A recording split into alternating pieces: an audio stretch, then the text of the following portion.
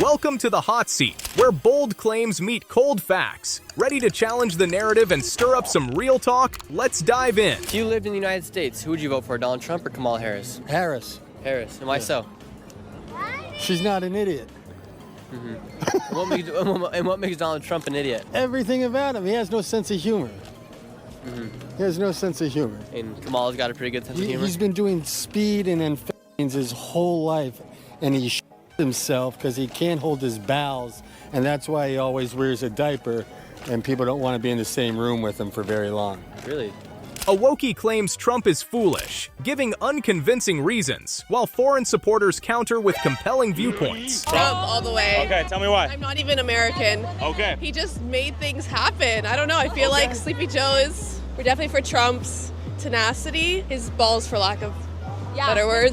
Yeah, other countries didn't take advantage of America because they, as a leader, respected him. You told the leader of the Taliban, before you ever talked about any withdrawal, that in no uncertain terms, you would obliterate him. You at one point tell him, I know exactly where you are, and give him the exact coordinates where he was? Even foreigners support Trump, and this snippet of his interview showcases exactly why, sparking a reevaluation of popular opinions. But we're talking about Jeff Bezos, and we're talking about Elon Musk, and all this money, and they're just sitting on it. I take a little bit of that. I can feed people. I can give them education. I can give better housing. So just a little bit. We're talking about billionaires. What do you need billions of dollars for? There are people suffering and can't meet ends. If they worked hard for it, then they deserve to have $1 billion. If they worked hard for it. Yes. A socialist wokey feels justified in seizing billionaires' hard-earned wealth, highlighting stark viewpoints on wealth redistribution. You say you care about the students, but half of you are not sure what gender is, especially transgender. I know the lawyer said trans earlier, that's not the correct term. It's trans.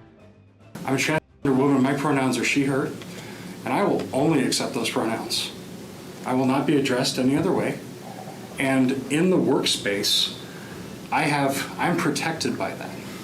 Our students should be too.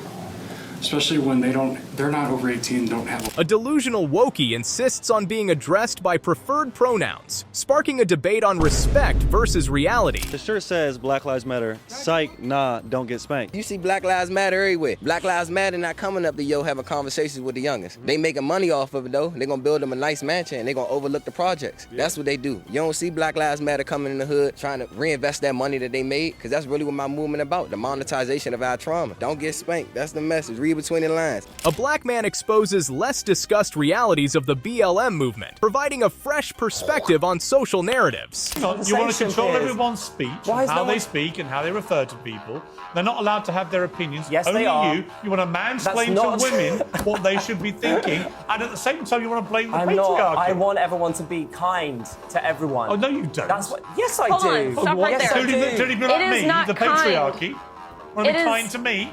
It is not kind to ask a young girl to undress in front of a man. That is not what kindness is. And if that's what you believe your definition of kindness is, you have a totally warped perception. And let me tell you, it's not inclusive to ask a girl like myself what happened to me and my teammates. It's not inclusive to ask us to smile and step aside and allow these men onto our podiums. That is not what inclusion is. That is exclusion. And it's exclusive to the very female athletes or women in general who Title IX in the women's sporting category was passed to protect and to honor and to celebrate and to uphold. And so Riley, I think we have very for those different definitions of what kindness really is. Right. Piers Morgan and a female colleague confront a pro-trans advocate about what true kindness entails, flipping the script with keen logic. I'm gay.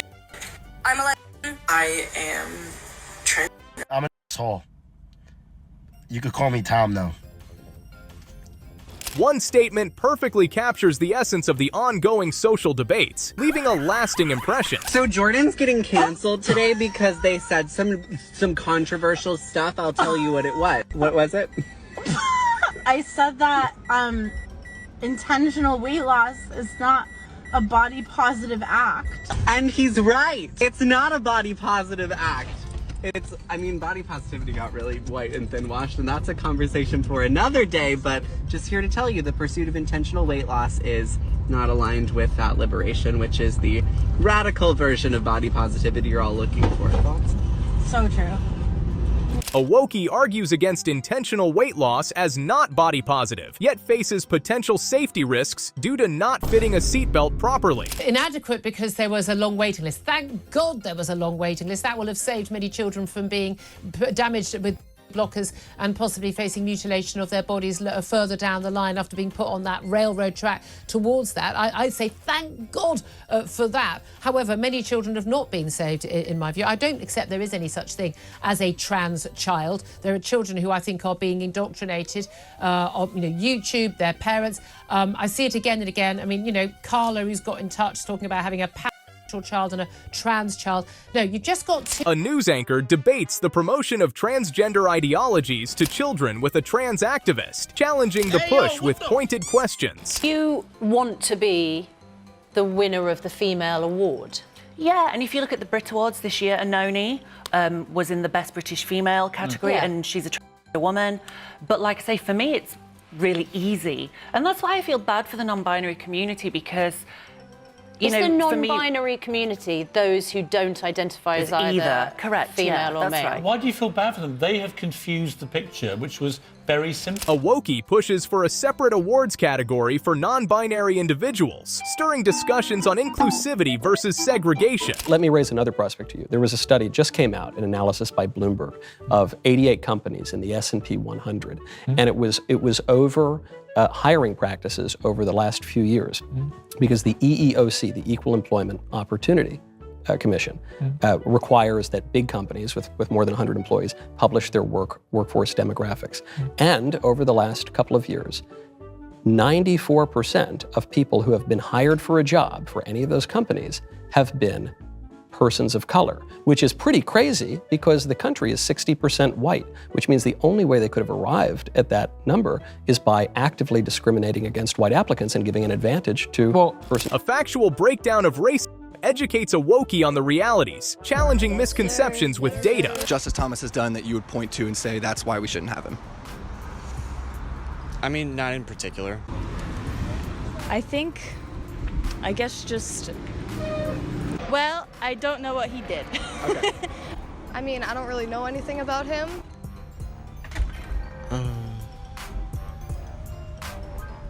I don't really know the answer to that one. This is such a liberal community, and to degrade that in any way is not really the SCAD way for things. Okay. And isn't the liberal viewpoint, though, like open-mindedness and tolerance? I guess, but I think that's just a way to twist the concept. Wokies want to rename a college building, but show a complete lack of understanding about the historical figure it's named after. Want to catch Wokey moments in 4K? Watch till the end, subscribe, like the video, and comment Wokies for a chance to win a brand new iPhone 16 or a cash prize. Also, don't forget to check out the next video on the end screen for more chances to win. In the LA There's a club? For 6 going on 7 years. 7 years? Provide a safe space for people to explore and experience animal role play. No. And we have the best time. A club for individuals identifying as dogs opens, pushing the boundaries of identity and social acceptance. There's been considerations made for adding additional letters to the LGBTQ. The one thing that's been troubling is the letter P. Do you know what the letter P stands for? It stands for sexual. That means that A discussion on adding controversial letters to the LQB+ acronym, including P, ignites significant concern and debate. You may not touch my belly button. That's my body, and I don't want you to touch it that way. Yeah, you may touch your own belly button, but I do not want my belly button to be touched, okay? No. Yes, I am in charge of my body, and you are in charge of your body, and right now I don't want my body to be touched on my belly button. Yeah, okay? So you can touch your belly button, because that's your body, but I don't want my body to be touched right now. Yes, okay? A Wokey attempts to teach her toddler about consent, sparking a debate on the appropriateness and timing of such education. Medical definition, you are morbidly obese. Look, if that's what medically you want to call it, then call it. Well, no, fine. you know your weight, I don't. No. But that's, yeah, you could say that. Yeah. Right, so here's my issue, body positivity thing. People shouldn't be celebrating being morbidly obese, in my estimation. But that's because actually, it is a dangerous condition that causes many people to die. Look, you've got a fair point. It is dangerous. It can lead to dangerous issues, which could, you know, diabetes and so on. And that is an issue. But we don't encourage gaining weight. There's a difference between the videos you just showed on the screen. Come off, what we're George, talking about now. You're doing this. These TikToks are all geared to you. No. You're showing people encouraging eating food. I'm just saying, wow, look at the pizza. Look, it's from Costco. It's nice. No, you're not. You're not. You are. Sorry, George. That's what I'm doing. You are glorifying scoffing. It's called taking the piss. That's what it is. Well, maybe. That's what it is. It's having a laugh and not taking yourself too seriously. Why is it fun? Piers Morgan challenges an individual promoting obesity as acceptable, highlighting the disconnect between health advocacy and reality. What would you say to the people that I talk to in Compton that are frustrated with the illegal immigration? I would say no one can take something that's yours. So if they're coming and taking your job or superseding, maybe you should work harder and figure out some other talents. If you take my job, I just feel like it was yours, or I need to like... A wokie argues that losing jobs to illegal immigrants is an opportunity for personal growth, presenting a controversial take on employment and immigration. For more wokie videos, click on the screen right now.